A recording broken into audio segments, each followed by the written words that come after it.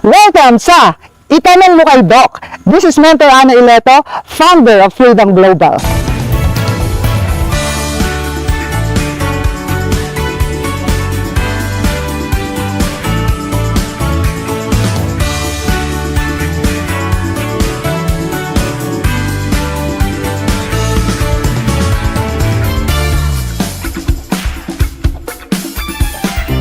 Today, pag-uusapan natin ang isang device na pinagkakaguluhan sa buong mundo. And alam niyo ba bakit? Dahil sa napakadaming natulungan nito. Okay, syempre, para malaman natin kung ano itong device na to na tinatawag nilang iTeracare. And syempre, para mas maintindihan ng lahat, ano ba itong device na grabe, sobrang phenomenon, sobrang viral ngayon sa Facebook at sa lahat ng mga social media. And syempre, tatanungin natin, isa sa pinaka ginagalang, nire-respeto. Yan, isa po siyang OB-GYN, isa siyang perinatology, functional medicine, aesthetic medicine, and ngayon, isa na siyang frequency medicine doctor. Let's welcome Dr. Joey Sinsyoco. Maraming salamat, Mentor Ana. At ito ang pag-uusapan natin ngayon ay ang tungkol sa frequency device na tinatawag nating iTeracare. Pinagkakaguluhan to kasi marami talagang natulungan. Ano ba itong iTeracare? Ang iTeracare is ang physiotherapy device na ginagamit lamang ng bawat individual. Actually, ginagamit ito ng mga doktor katulad ko. I'm a practicing functional medicine. So I deal with patients na from chronic diseases to cancer. No? And nakita ko mismo, nung ginamit ko ito sa mga pasyente ko, talagang natulungan sila sa pagpapagaling. Example, arthritis, diabetes, chronic kidney disease, no? Yung iba pati mga autoimmune system, including cancer, no, natulungan itong device na to. Ano ba ang laman nito? Yung iTeracare system may tatlong component. Ang tawag dyan ay terahertz. Ang terahertz is a frequency na napaka-safe because it resonates with our body. Ibig sabihin, hindi nasisira ang normal cell. Ang nasisira ay cancer cells, bacteria, fungus, lahat ng toxins nasisira. Meron din itong quartz. Ang quartz naman ay nag-absorb ng energy para i-direct sa ating katawan. At yan ay nakikita natin kapag ang pasyente, halimbawa ay may pain, in about 30 minutes magugulat ka, no? Nawawala talaga yung pain. So, amazed na amazed, including us doctors, no, sa resulta nito. And true enough, that's the very reason why marami ring doctors, no, ang gumagamit na ngayon ng iTeracare sa kanilang practice. Okay, Doc, napakaganda nung iTeracare device. Pero tanong, Doc, paano ba siya nag-work? Okay, napakagandang tanong yan. Alam mo, itong ating device, para lang siyang blower kung titingnan mo, no? Paano ba talaga nakakatulong? Alam mo, yung pag-terahertz, yung terahertz ay pumapasok sa ating cell. Pag-usapan natin kasi ang explanation dito, cellular level eh. Kapag ang terahertz ay pumasok sa cell, yung pinaka-baterya natin, yung mitochondria, ay na-energize. Siyempre, pagka na-energize ang cell, yung buong tissue, yung buong organ, at buong tao, yung katawan ng tao, ay gumaganda.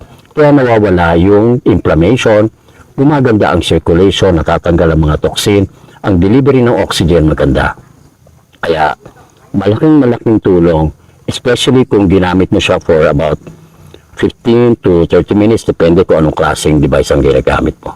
O, tanungin kita, ikaw ba, kung wala kang nararamdaman, gusto mo maging feeling young, malakas lagi ang katawan, at siyempre anti-aging. Ang isa sa pinakamagandang effect nito ay pag binlower natin yung spine sa likod, na-stimulate ang production of stem cells. Alam naman natin ang stem cells, nakakabata, nakakalakas ng katawan, repair and replace damaged cells. So, importante kung ito ay ginagamit mo araw-araw, makikita mo yung big change in your aging, biological age, no? And yung system mo, gaganda talaga.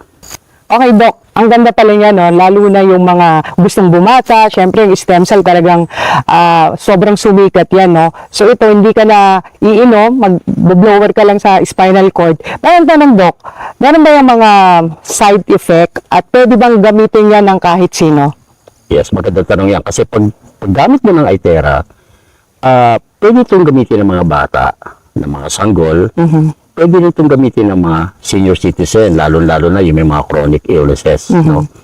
Tungkol sa side effect, wala pa akong nakita sa mga nabasa kong mga research papers and materials, including my own personal account. So, hopefully, wala tayong makikita ng side effect, even in the near future. Doc, ginagamit ba siya everyday? Yes, pwede siyang gamitin everyday, no? Depende kung anong gamit mo. 15 to 30 minutes or 45 minutes at most. You can also do this 2 times a day, at least 4 hours interval. Okay. Tapos siyempre, laging sinasuggest namin, iinuman mo siya ng terahertz water. Doc, bakit ano ba yung terahertz water? Yung terahertz water, pag binlower mo yung water, ordinary mineral water or tap water, no, na iniinom natin, nagiging maganda yung circulation.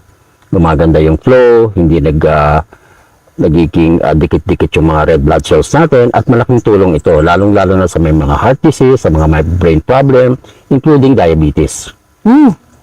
Doc, pwede bang malaman ano ba yung difference ng dalawang yan? Okay. Ito yung tinatawag nating Pro, no? Ito yung pinaka-high-end, no? Ang paggamit mo nito, mas malakas ang kanyang terahertz frequency, no?